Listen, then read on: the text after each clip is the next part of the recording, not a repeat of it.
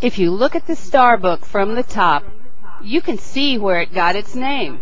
It can be an album, an object d'art, or it can be a special little book for that favorite child in your life. The colors, the shape of the cutouts, even the size of the book are all up to you. These choices and the images you use will determine the personality of the books you make. You will need 12 pieces of paper in all, and each one will be cut in half. This piece is 6 inches by 6 inches.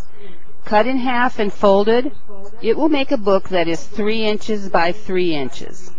This piece of 8.5 by 11 cardstock, when cut in half and folded, would result in a book of 5.5 inches by 4.25 inches. And this is 12-inch by 12-inch cardstock, the size I used for Wren's Perfect Day, the sample that you saw at the beginning of this video. Here I have my paper ready for a little 3-inch by 3-inch zoo book. I'm using gray as my base layer, white as a middle layer, and vellum for the front layer. You will need 7 pieces of each color for your book. Save the 3 leftover pieces just in case you make a mistake. The only thing you need to do to your base layer is fold it in half. You can stamp on it if you want to, you can decorate it, but you really don't have to decide that now. You will also fold all 7 pieces of the middle layer in half. After folding the 7 pieces of the middle layer, cut a little bit off of their length. You can use a trimmer, a craft knife, or a scissors. It doesn't matter, it's whatever you're comfortable with. I'm going to cut off about 1/4 inch on these. Now for the front layer.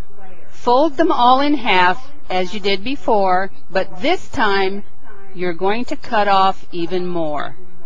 I'm trimming about 1/2 inch from the length of this layer. I decided to use the Diamond Shape Whispers template set for the cutouts in this book. These cutouts can be any shape or any size you want them to be. Since I want the cutout in my middle layer to be slightly smaller than the cutout in my first layer, I'm going to use a smaller template.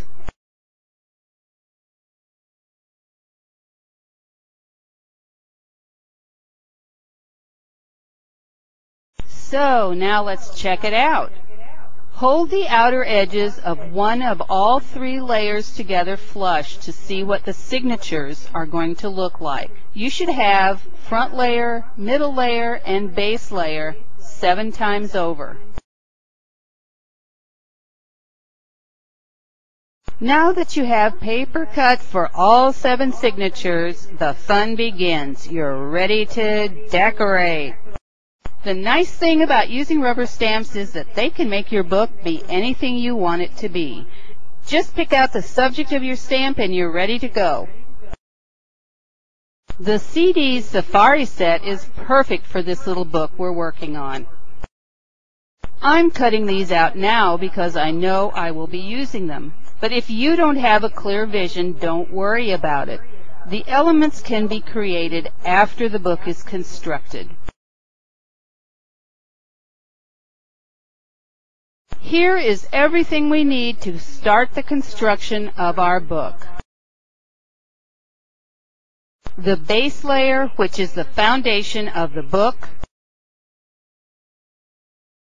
The center layer. The front layer.